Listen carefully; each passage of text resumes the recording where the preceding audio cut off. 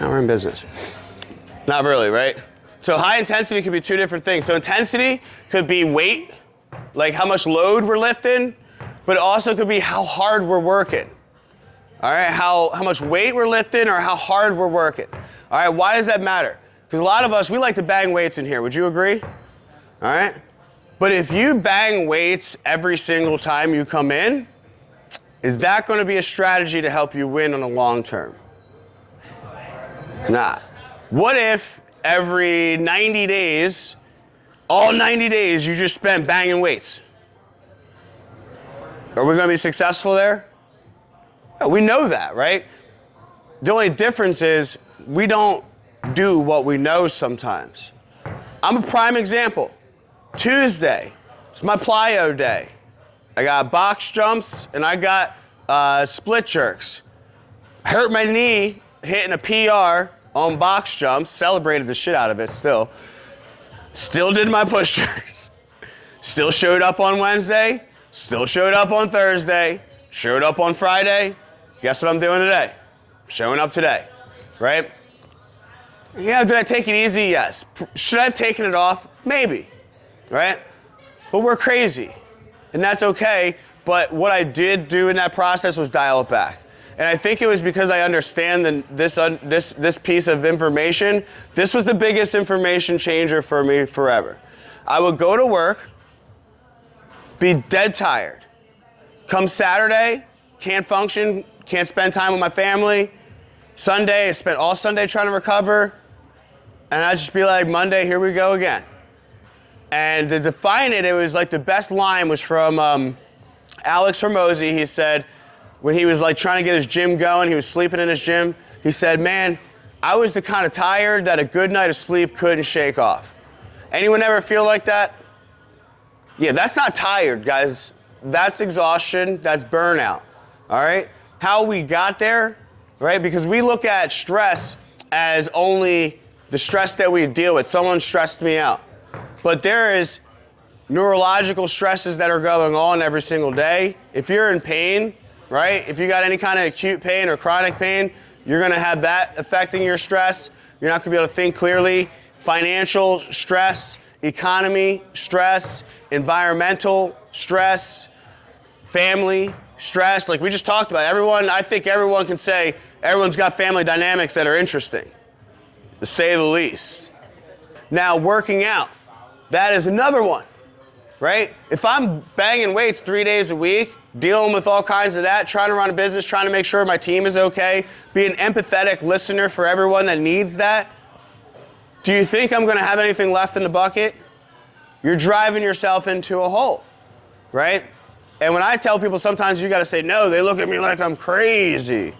It's like, guess what? Those people that depend on you so much to do everything, they figure out how to do it when you don't do it for them, right? So you might be an enabler at best right now because you're not putting yourself first. So that was kind of what I decided. Put myself first, take care of my mental health and my stress, not allow it to pull me off track and build up more resiliency, right? And the reason is because I knew this information. They tested the military, guys. They were like, why are some shooters really, really good when they're under extreme stress, and why are some not? Like, what they mean is like, some couldn't do the navigational stuff, right? Someone couldn't like figure out where they were supposed to be. Or maybe they couldn't shoot accurately when they were under stress. Maybe they couldn't get the comms right in what they were trying to communicate to the team. Some of them scored really, really high, and some of them scored really, really, really low. Now, when they were trying to figure out between the two what were the differences, they figured out something, guys. They figured out something, and it was very interesting. It was something that no one was actually looking at. Now, this is where it ties into Whoop. Because when I looked at these hard days when I was exhausted, Whoop gives you a total score, 21, what is it called? What are the points? Strain? Measures your strain. So 21 is the highest strain that you can get. My first week wearing Whoop, 19.5, 20, 21, 21, 20, 19.7, 21. I was like, shit, I thought I would explode if it hit 21 or something, you know? They were like, this is the highest score. You won't really, I was watching a video, they said you usually won't get it. And I was like, well, I'm maxing out. I was like, I win, Whoop. There we go. I'm still alive, right? But that's not good. What does that mean? It means that 3 years ago when I pulled up at a light over there, I was having chest palpitations and I said, shit, I gotta change some shit. I can't have a heart attack before 40. I was like, because the route that I'm on, I could feel that. What was I feeling inside of my body? That's a good one. Anxiety, stress, right? So when we look at that on a physiological level, when we have stress in our body cannot get rid of carbon. We can't get it out. And we also can't take in oxygen. When we are stressed, do you think that we sit like this, or do we were like, more like this, right? Short breaths. So we're definitely not getting deep inhalations of oxygen, and therefore we're accumulating carbon, and we're not able to get it out, right? So our body is stressed, it's toxic, it's holding on to gases that it needs to get out. So when we say meditation, really what it is, it's breath work. But breath work can be done at any time. A lot of times, we like to do it before a workout. So if you're someone who's geared towards high stress, I might actually have you do some laying on your belly, alligator breathing, feet up on a pad and do some deep belly breathing. Sometimes put a sandbag on your belly and make you inhale, exhale, and see that bag fully rise. That teaches you how to actually self-regulate, and you'll have a better training session. Some of you guys are too down-regulated, and we actually need to amp you up a little bit so that dynamic warm-up is a thing that gets you ready to go. All right, but where everyone makes a mistake is sometimes we just run out of the workout at the end. Right, we're like, oh, I gotta go home. And I remember someone telling me one day, guys, if you're not stretching people out and helping them cool down and recover after a workout, and if they get in their car and they drive and a stressful event happens and they have a heart attack, that's on you. That's how serious this is, guys. You're elevating your heart. We watch it on the MyZone. You see it get into the red. Max heart rate. You're getting your heart rate up to a highest point, and then you're like, oh shit, I got these emails and I gotta like make these things, I gotta pick this person up, and you're like getting that stress up even more, and you're like bolting out into the door, starting that car up, boom, flying down the road, and then you're like jumping into the day, pounding some coffee, and dealing with whatever fires are coming your way. And at the end of the night, you're just like, oh, I'm gonna eat some shit, right? Like I'm gonna just snack because like what? Today's gone already, right? And that's when our willpower is at its lowest. That's when we're gonna reach for stuff that we know, and then we're gonna beat ourselves up because we're not actually changing the things that are gonna change the things. Does that make sense?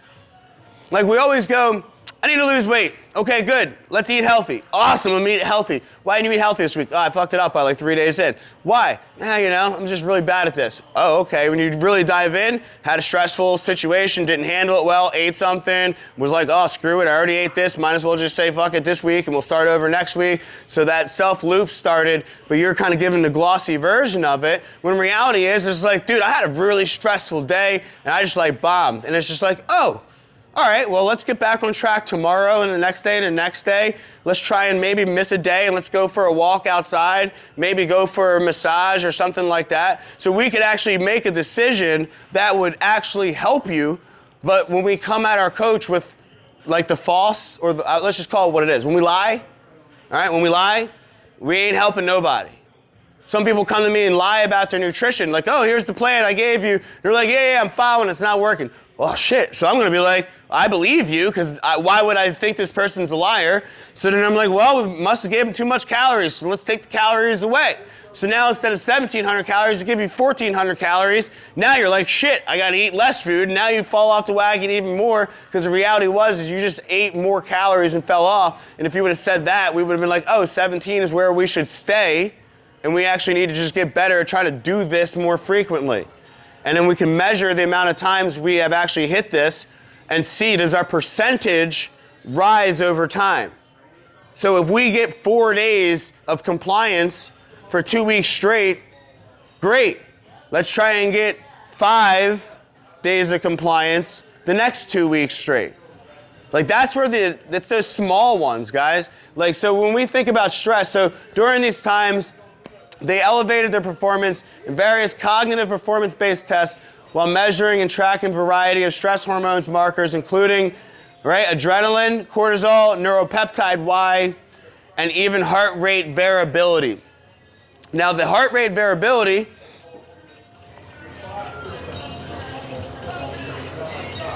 I don't know if I'm going to get that any clearer for you guys, sorry. So the heart rate variability was the big one, guys. So mental stress, how can it affect us? Well, feeling burned out, that's going to be one time when we feel like that's going to let you know there's a lot of stress going on. If you feel like you need more caffeine to get through the day, or you feel like you're waking up and you're still tired, well, that's the signs that the burnout is coming, right? So you can intervene right then. Right? I know now that when I start going to like a coffee around 3 or 4 or 5, like it's time to it's de-stimulant time. I need to like back off because I'm just going to keep on riding that. My body has stopped recognizing the caffeine and it now needs more of that chemical to actually get the same effect, right? Same thing goes for alcohol, THC, right? Hey, let's be real. It's legal now. So it's really easy for you to kind of abuse it. If you're doing it recreationally, you could see, oh, well, I use this much and it's fine, but then next thing you know, you're using more. So Andy Frisella at 75 Hard, he did it really cool because he was just like, his big thing in 75 Hard was like cutting out caffeine, alcohol, weed, all that stuff, and allowing your body to recalibrate. So I try to do that slowly in different areas because like last time it didn't go too well when I cut alcohol out. Lacking of motivation, right? So that's a big one. If you start to like feel apathy, right? That's in those lower frequencies. We talked about the Hertz human frequency emotions chart, right? Low frequency, you're gonna have like, extreme fatigue, right? Burnout, apathy, not really feeling motivation. All right, this is another one. It starts to show up, nagging injuries, right? Pain. Right? Elbow, shoulder, knee, hip, all the joint stuff. Why? Guys, think about stress like inflammatory, right? It's an inflammatory response. So when you're under a lot of stress, you're going to be under a lot of inflammation. So if someone's getting nagging injuries and stuff, what do I want to do with them? I want to get them on an anti-inflammatory diet, and I want to decrease their stress. I want to still have them do resistance training, but maybe if we go by the rate of perceived exertion scale, which is 1 to 12, 12 meaning this is the hardest it feels, 1 it's effortless. If we're training somewhere around 8 on a regular, well, I might want to have them train around a 4 or 5 or a 6 that week. Now, for you guys, you might want to be doing that 8. Now that you guys know about this chart, 8 on the regular. You don't need to be at a 10 or 12. Dawn of deadlift's coming up, yes. Deadlift day, go to that 10, right? But not even a 12 there. Save that for dawn of the deadlift, right? But be at a 10 only on that one day, and then be at like a 6 and an 8 on those other days. And don't think that the measure of your workout, of its success, means that you were like dog tired at it, right? If you're under a lot of stress, you got to dial that down a little. When you're not under stress, yeah, go ahead, ramp it up a little bit. But you have to be the gauge of that, right? And now you guys have that information, so now you can, right? Anxiety, depression, forgetfulness, right? Anyone? Like, what is that? Like, what do you got? Brain fog, that's the word I was looking for, right? All right, so here's the biggest reason, I think this is the last one. Last 2. So when you're under stress, right, you can't recover. And the reason why is the way that the body works is the brain is going to channel the nutrients and all the work towards what it needs in that moment. So when you do a stressful event like a workout, your recovery from that workout is what's going to give you your results, right? A lot of people think it's the workout itself. Think about it this, is we're creating microfiber tears when we do resistance training. Those mini microfiber tears repair themselves during the recovery process. When we provide our body with the nutrients that it needs, like protein, amino acids, it has what it needs to repair. If it doesn't get what it needs, guess what it does? Does anyone know? I think I've talked about it with you guys. It's going to take it from our body, right? It's going to strip it from where? Skeletal muscle, right? So it's going to break down your muscle to break down the protein to create amino acids to recover from your workout. It's pretty crazy, but that's what happens. It's a cycle. So that's why when we say, hey, take intra during your workout, right? It's not because Chris likes to get rich on supplements. I guarantee you, I barely make any money off of that shit, right? I'm trying to make sure that you stay, right? That's the reality, because I make more money if you stay here longer. So if you're getting results, you're getting ripped up, you're gonna stay here longer. So if you're burned out from your workout and you can't come back to training, well, you ain't gonna be in here that much, right? You're gonna be missing your workouts. So the recovery, the intra, that helps you get back on the floor sooner. It helps you not feel as sore. It's gonna give your body the amino acids to repair itself so that you're not breaking down your own muscle, right? Does that make sense, guys? So you're giving it right away into your body. It's immediately ready so that your body has it and can start the recovery process. And then your meal, they used to say there's a 45-minute window after, the anabolic window, we've looked at it, it's about 2 hours or so that your body remains insulin sensitive, right? What does that mean? That the food that you eat after your workout, you will typically store that in your body as energy and not fat, okay? So it gets stored as glycogen, which we utilize later on in the famous word of sugar to fuel your workout. If you, however, are just eating, people say carbs are bad, right? So if you're just eating a bunch of carbs and you're not moving and you're not utilizing them, yeah, you're gonna store them as fat, right? But if you guys are working out intensely, well, you need them to recover, right? They're probably the most important thing for your recovery, right? So protein and carbs right after your workout, like we used to tell high school kids, chocolate milk, right? It's got plenty of protein, whey protein, plenty of sugar and carbs in there, right? But it's not the healthiest thing for everyone, but that's why a good protein shake after your workout is good. You can bring that, drop it right there in the refrigerator and have it ready to go as soon as your workout's done. Throw a bunch of your stuff in there, blend it up, right? Don't just shake it in some powder. That shit's nasty. I mean, it's still good. Ours is good. I don't know, some of them aren't that good, but some people just be like, oh, I got a protein shake, and it's just water and powder. I'm like, ew. I was like, you do those? No wonder why you don't like protein shakes. I like smoothies with fruit, all the stuff in it. All right, so why recovery after an intense workout is important. People saw an increase in their heart rate variability the day after an intense training session. They were 300% more likely to also see an increase in their average heart rate variability marker of general aerobic fitness levels over the following 3 to 5 days. So what does all that actually mean? If you do not allow yourself to recover and you stay in that stress state, it means that you're going to basically create a new equilibrium of this is your new state. So when you guys hear me talking about all the stuff in modern day alpha, and I'm like sauna, steam, meditation, cold shower, why am I doing all those things? Destimulation. When I looked around our world, everything that we do and consume stimulated us, right? It stimulated our sympathetic nervous system. So when that's just the one thing that's revving, you get chronic stress. When you have chronic stress, that's when burnout happens.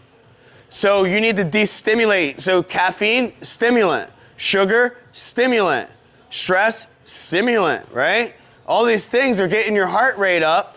And heart rate variability, what that is it's measuring the space in between your heart rate beats. So when we were looking at, when I got it, me and Gina were comparing ours, her heart rate variability was much lower than mine. And last year she was dealing with a lot of chronic sicknesses. So we were able to link low heart rate variability directly to chronic illnesses. High stress to sickness. Why? Because it affects your immune system, right? If you're stressed, you have a low immune system, therefore you're more likely to get more cold viruses that are floating around. Sleep, it affects your sleep. Did you know that 8 hours of sleep or 7 hours of sleep were 70 or more % likely to not pick up a cold? But if that drops down to 6, I think it was 56% more likely to catch a cold. The exponential jump is so high. So if you're sleeping 5, dude, you're gonna be sick almost every other week, You know what I mean? Because you got no defense going on and you're almost like driving more stress. All right? So today, let's get out here on the floor. First, we're going to go through breathing drills. All right, we're going to talk about doing some breathing drills. And then the next one we're going to do is just like talk about mobility and stretching, right? Because there's stretches that you can just be doing at home. And then there's like mobility that we can be doing in here. So a lot of you guys might have seen me do like banded distractions and stuff like that. And the reason why is like when you get that band up in the hip sometimes, that's where a lot of our stress and tension is really held, right? We hold it in our deep fascia tissue and our muscles, right? So when we do like the recovery sessions and we're doing the gun on you guys, right?